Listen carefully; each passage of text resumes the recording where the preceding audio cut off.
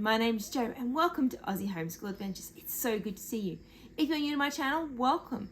If you are a returning subscriber, welcome back. It's great to see you again.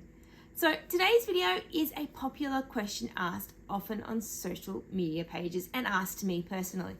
As a Christian homeschooler who uses an American maths curriculum, and even as a non-Christian if you used an American-based maths curriculum, what do you do when you hit the imperial measurements and the money questions?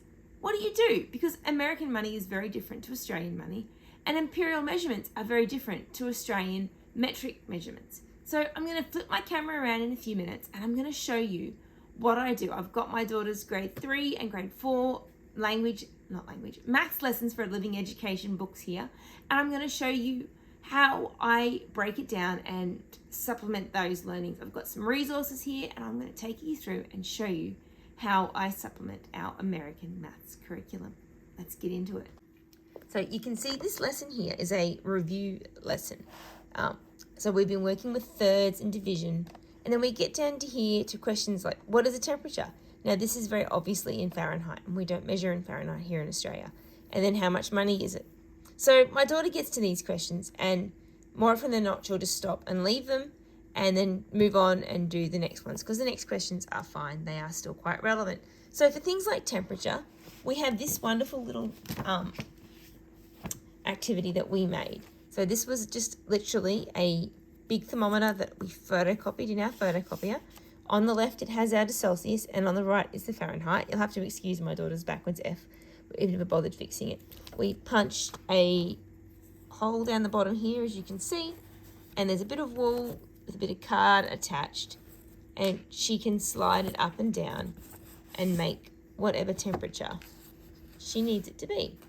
So sometimes I'll get her just to make me a temperature, and other times I might set it to a temperature and ask her what it is. Now, reading Celsius is a lot easier than reading Fahrenheit, so it's not too bad, but it's still a really great skill just to practice. So that's often how we do especially little review questions like that. Now for things like money, I have this wonderful set here that I bought from Kmart. And more often than not, what I'll do is I'll have a look. Okay, so there's a couple of notes and a few coins there. So I will just grab out from here and I will pop down on the table in front of her a few coins. I'm not usually too phased as to what I give her and go, how much money is that? She'll count it for me quickly. Sometimes I'll throw in a note and get her to count it and tell me how much money. Because it's just a simple matter of exposing them to it and practicing that basic skill there. So as you can see here, for these ones, we were working with area. So it has 4 feet by 4 feet, or 2 inches, or 10 miles. Now, as you can see, I didn't actually make any changes to it. And I let her just do this activity with them as 4, 2, and 10. Because they were looking here at the concept of it. And whether you're measuring it as 4 feet or 4 meters is irrelevant. The concept is that it is 4 times 4 equals 16 square feet. So it was the concept rather than the actual measurement. So for things like these questions, more often than not, I don't bother changing it. We talk about the fact that we don't measure in feet and inches. They know that. We've drilled that into them pretty well. So for things like area, generally speaking, I don't bother. So for this lesson here, as you can see, they've got some copywork up here that we probably will just skip over, or I may even get her to write out the metric version of it. We'll probably leave it. Then for down here, we have a whole bunch of little common statements. So 1 year is how many months, 1 year is how many days, 1 hour is how many minutes, 1 day is how many hours. She'll probably do the first 4 of those, and then we move into yard and feet. 1 foot is inches, miles and feet, blah, blah, blah. Things that we don't usually bother. Over here, we'll do how many months in 3 years, minutes and hours, days, and things like that. So for some of these questions, I created this little document in Canva, and it matches up more in my daughter's grade 4 book.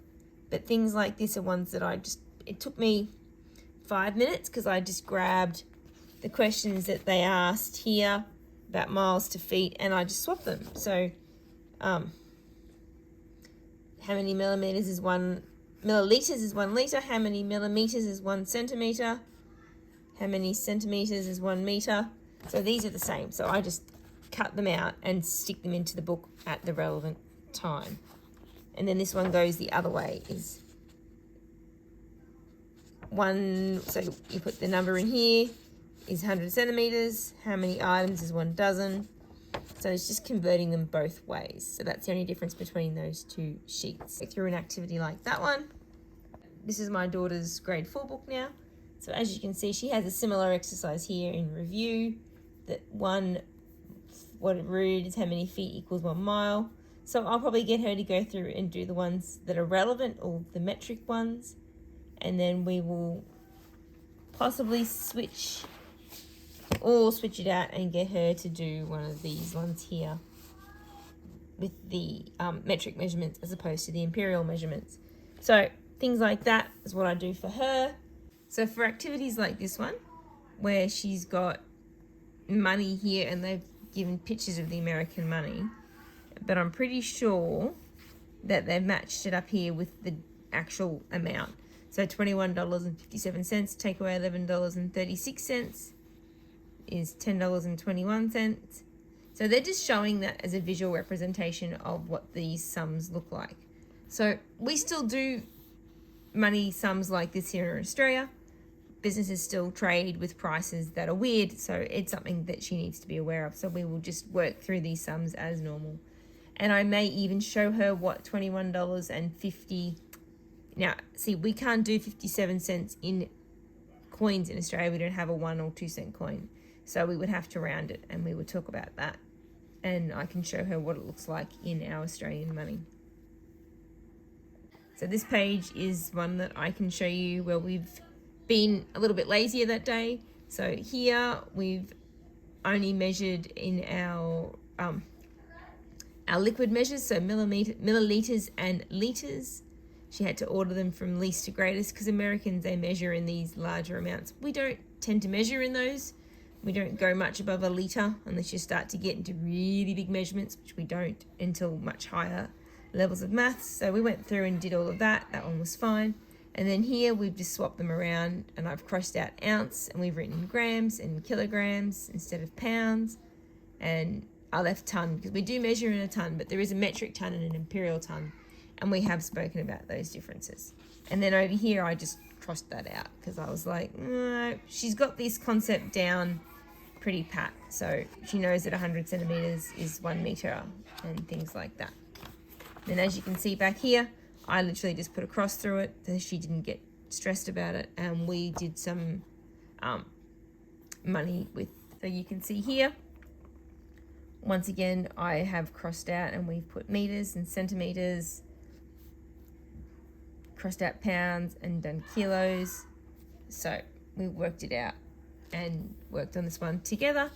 It really isn't that hard to convert from American to Australian measurements for our maths lessons. So as you can see here, here's one of the ones where I have, you can't actually see on the other side, but underneath was the American version of this, and I just literally grabbed one of these, I've cut it off and stuck it in, and she's just worked her way through that instead. It really did not take me very long, and it was a repeated concept that we worked on throughout this book, so it was a really handy thing to do, and it took me all of 10 minutes to do. So that's pretty much what I do for my grade 4 child. She will also use her thermometer, the same as the one that my younger daughter uses. She's got one of those. The other thing that I use often is I use Twinkle. So Twinkle have sheets like this where you can print them off and it will show you. So yeah, Twinkle have sheets like this and you can just print them off and use them. So it gives you the measurements all the way up, and you can just write the measurement down underneath. You can print them in color if you want, if you need it to be red, but I just print them in black and white for her and it's fine. And then sheets like this one that are really quite simple, where it's just count the money in the jar, and it gives you a variety of different coins and whatnot to count. There is one that's got notes as well. So yeah, Twinkle is a great resource that you can buy just a few sheets from to supplement your American maths curriculum. All right, so there you go. Now you have seen how I supplement our American maths curriculum, the resources I use, and the ways that we make the lessons work for us. I hope you find that interesting and helpful. Have a fabulous week. If you haven't already, please do hit that subscribe button. It does help my channel to grow, helps other people to find my videos and get their support and encouragement. That's what I'm really about here. I'm not here for millions of subscribers. I'm here just to help you and support you in your homeschool journey. So if you found this video helpful, share it with your friends that are homeschooling as well. Have a fabulous week, guys, and I'll see you in the next one. Thanks for watching. Bye.